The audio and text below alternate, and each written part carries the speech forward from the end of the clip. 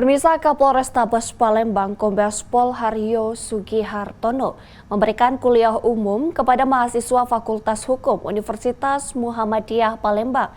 Dalam paparannya, Kombes Pol Haryo memaparkan dasar-dasar kekuatan intelijen serta memberikan pandangan umum fungsi dan tugas Polri untuk negara.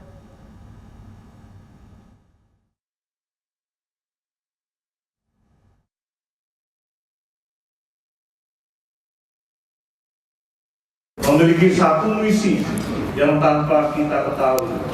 Ingat rekan-rekan sekalian, ilmu dasar sebuah politik adalah kekuatan intelijen. Karena kekuatan intelijen inilah bisa memperdaya tujuan-tujuan politik semua pihak. Itu ilmu yang paling mendasar. Karena kekuatan intelijen sebagai sarana untuk memberikan masukan, sarana untuk memberikan satu pertimbangan, dengan demikian memberikan satu rekomendasi yang bisa menguntungkan pihak-pihak yang membutuhkan atas keberadaannya. Rekan-rekan sekalian mungkin ingat ya, film Mission Impossible.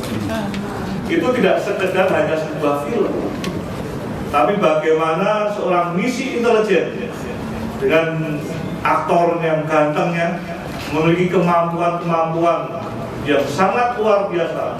James Bond sama. Itu juga sama, misi intelijen. Itulah yang menyemangati kita. Karena sejatinya kekuatan intelijen sebuah negara akan bisa mempengaruhi lawan-lawannya, kawan-kawannya. Dengan demikian akan tergarang sesuai dengan harapan aktor intelektual. Berkaitan tentang banyaknya bully, turis, tenaga kerja asing, tentunya kita sepakat keindahan alam kita, sumber daya alam kita yang melimpah saat ini belum siap kita bekerja sendiri, belum bisa kita menikmati sendiri yang mendatangkan satu devisa atau pendapatan negara.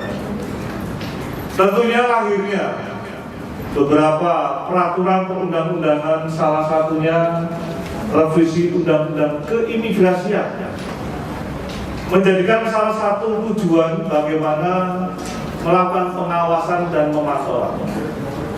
Dalam undang-undang keimigrasian yang ada sebelumnya, kalau tidak salah saya menangkap, pernah mengalami dua perubahan revisi.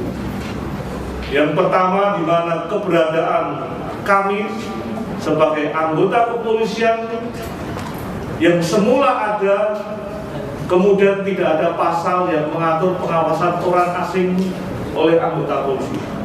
Dulu, rekan-rekan sekalian yang saya hormati, Undang-Undang Imigrasi mengatur setiap orang asing yang masuk di satu tempat 1 kali 24 jam wajib melaporkan kepada aparat penegak hukum. Itu tujuannya supaya APH bisa mengawasi apa kegiatannya, apa misinya. Jangan sampai visa yang tertulis sebagai pelajar, sementara pelajar, kemudian tiba-tiba malah dugem mencatat, oh ini Palembang itu kekuatannya gini. Semua akan tercatat, akan terdokumentasi dalam database yang ada. Jangan sampai besok turis kemudian foto-foto, oh ini toh kekuatannya Palembang itu, polisinya di sini, kantor pemerintahnya di sini, difoto soalnya kita tidak tahu misinya apa.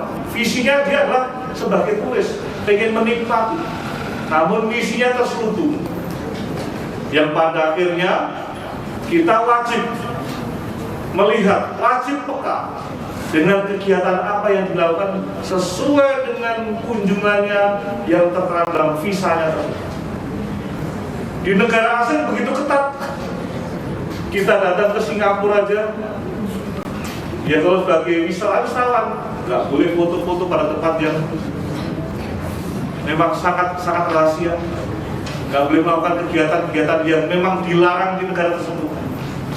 Kalau negara kita luas, mereka seperti di Batam, karena saya pernah di sana 7 tahun, betapa hebatnya orang-orang Singapura datang ke Batam, sangat ironi Di saat kita banyak wisatawan ke Singapura, namun mereka datang kita sambil bungkusi Indomie, beli yang murah-murah, baju, makanan, happy-happy.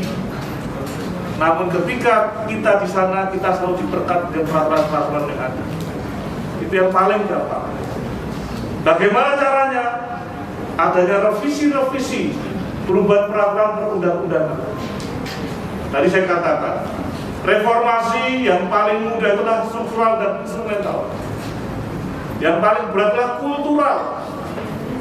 Budaya kita tidak bisa sedikit disanjung. Indonesia hebat. Boleh kita tersanjung, namun kita harus terpeka. Ada misi apa ini? Kok dia selama ini dekat dengan orang kita? Ingat rekan-rekan sekalian, kalau tidak salah saya mendengar, banyak agen intelijen yang disusukan sebagai wisatawan. Kita harus peka, namun kita tidak boleh anti. Karena tanpa wisatawan kita akan tidak memiliki pendapatan negara. Tanpa wisatawan negara kita tidak akan bisa dijual. Oleh karena itu kita harus bisa menempatkan dengan sebaik-baiknya posisi kita, peran kita.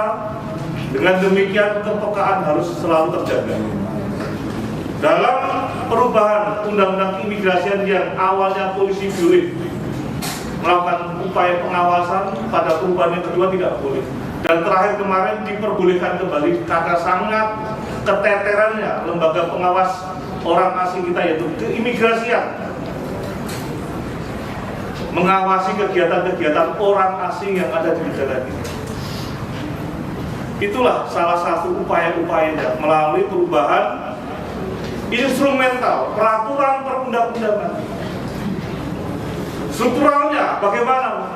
Saat ini Bapak Presiden Prabowo Gibran melakukan semacam perubahan mendasar terhadap susunan kementerian yang lebih spesifik. Adanya Kementerian Imigrasi dan Lapas yang dulu masih melebar. Ini secara spesifik, inilah perubahan struktural supaya pengawasannya lebih sesama dan melekat. Bapak dan sekalian yang saya hormati, saya tidak a priori tidak. Namun itulah bagian-bagian yang perlu rekan-rekan ketahui misi intelijen. Dengan berkedok bule, wisatawan, mungkin juga arkeolog, mungkin budayawan juga bisa.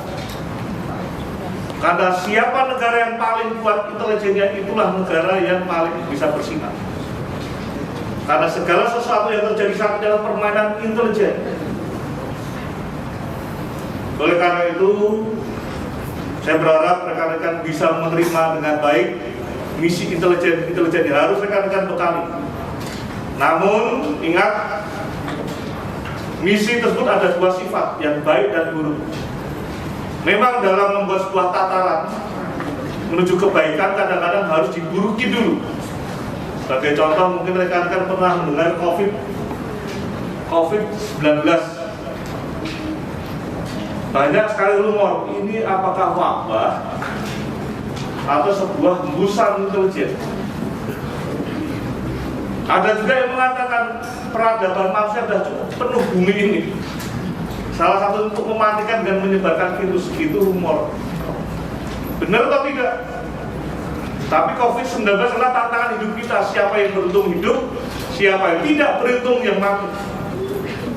Gak mengenal yang tua dan muda, gak mengenal kaya atau miskin, gak mengenal itu laki-laki atau perempuan, gak mengenal. Siapa yang beruntung hidup, yang tidak beruntung yang mati. Itulah COVID-19.